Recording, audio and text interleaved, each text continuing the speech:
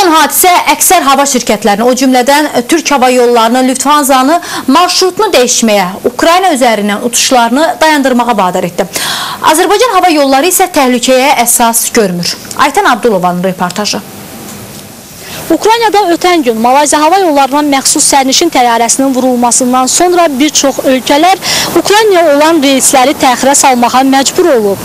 Birbaşa Ukrayna və onun üzərindən uçuş etməyə ehtiyat edən ölkələr çox olsa da, Azərbaycan Hava Yollarına məxsus təyyarə bugün səhər saat 10:50-də Ukraynaya uçuş edib.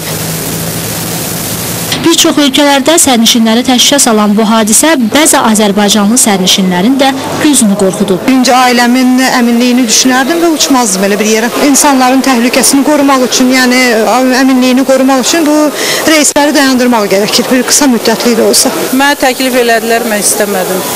Etiraz elədim. Hər adam bir fikri vardı. Mən şəxsən uçmaram.